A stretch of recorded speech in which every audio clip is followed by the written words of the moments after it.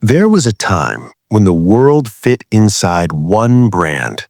Your first call, your first message, your first alarm in the morning. For millions of people, it all came from the same place, Nokia. And then, almost overnight, it disappeared.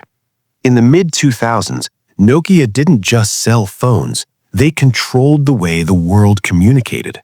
In homes, streets, offices, and villages, their devices were everywhere. People trusted them. They were reliable. They were simple. They were indestructible. Drop a phone on the ground and it would survive. Lose a battery, you could go days without charging.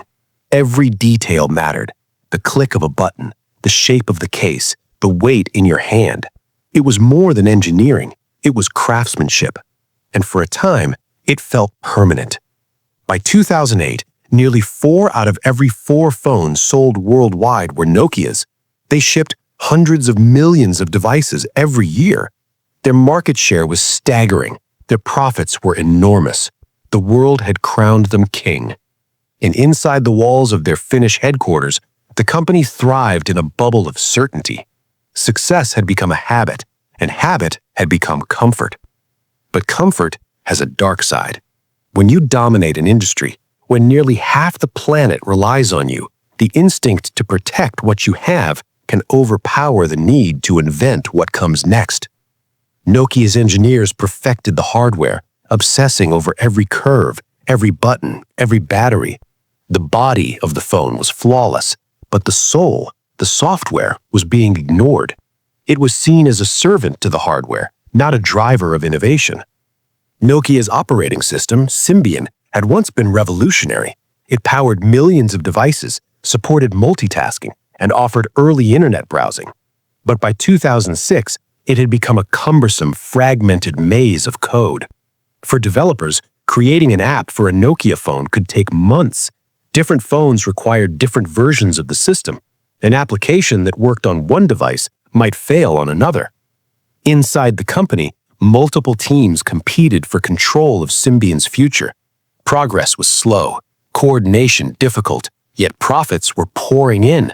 The cash cow kept feeding itself, and killing it to invest in the future felt dangerous. Meanwhile, a silent revolution was beginning, thousands of miles away. The world no longer wanted a better phone. It wanted something different, something smarter, something alive with possibility. On January 9, 2007, that revolution took center stage. Steve Jobs, the co-founder of Apple, introduced a device that looked foreign, even fragile. A single sheet of glass, no physical keyboard, touchscreen controls, apps that could transform the device into a camera, a music player, a navigator, a personal assistant. The iPhone wasn't just a phone, it was a window to a new kind of world. Inside Nokia, engineers tore the device apart. They tested the battery, checked the 3G capabilities, examined the call quality. From a traditional standpoint, it was flawed. Weak battery, fragile glass, no physical keyboard. They laughed, they mocked it. And in that moment, the company made one of the most expensive miscalculations in tech history. They saw the iPhone not as a threat, but as a toy.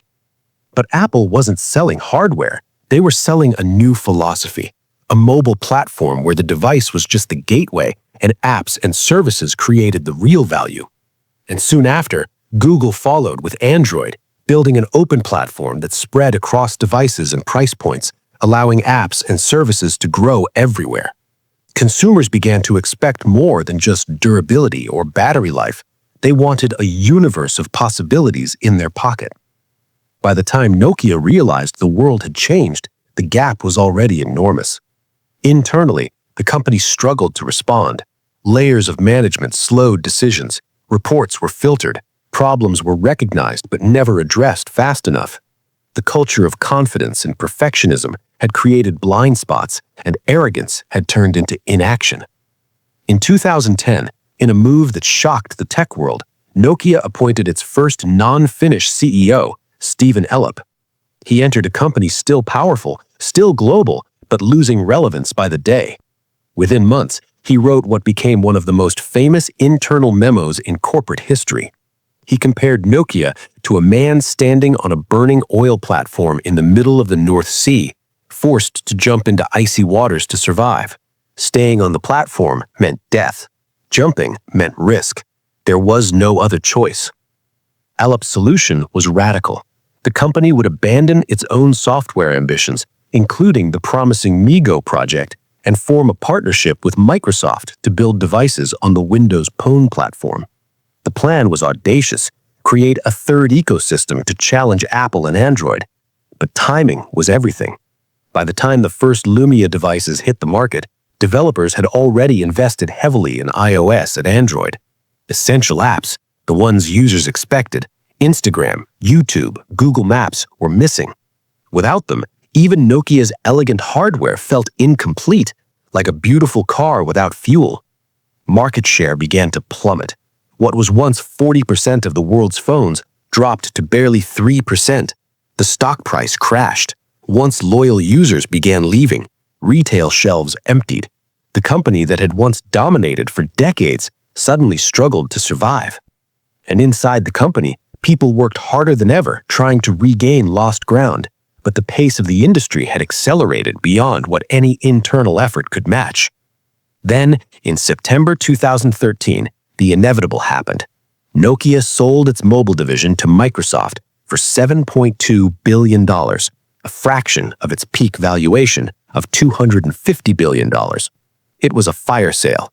The empire that had once seemed untouchable was gone. At a press conference, leaders wept and struggled to explain how a company that did so much right could fall so far. And the answer, as history now shows, is this: they hadn't failed because of incompetence. They failed because they believed the rules of the old game would always apply, even when the world had changed. Today, Nokia survives, but not in the consumer market. The brand has pivoted to 5G infrastructure and telecommunications networks, powering global connectivity from behind the scenes. Its devices no longer sit in millions of hands worldwide. Its iconic ringtones no longer signal connection. And yet, its legacy is everywhere. Every smartphone, every app ecosystem, every company navigating disruption carries the lessons of Nokia's rise and fall. The story isn't just about phones, it's about human nature, about how power can blind, how dominance can create comfort, how comfort can slow urgency, about the subtle ways success can lull even the greatest companies into believing they are untouchable. Disruption often arrives quietly. It seems fragile at first, unimportant, until suddenly it isn't. Nokia didn't collapse in a single moment. It was a slow unraveling, a series of choices, misjudgments, and delays. A company that had once defined the world of mobile technology became a cautionary tale. And it did so not because it lacked talent, vision, or resources, but because it failed to question what made it successful before the rules changed. There was a time when Nokia represented the future, a time when holding one felt like holding the world in your hand. And then, quietly, the definition of the future shifted. The lesson is clear. Mastering the rules of yesterday is never enough. The companies that survive are those willing to reinvent themselves before the world forces them to. The giants of today can become the cautionary tales of tomorrow. In the end, Nokia didn't vanish entirely. It adapted, it transformed, it survived in a different form. But its era of dominance, its connection to billions of lives, and its identity as the symbol of the mobile age, that is gone forever. And its story remains one of the most powerful warnings of our time. The moment you stop fearing the future is the moment you start becoming the past.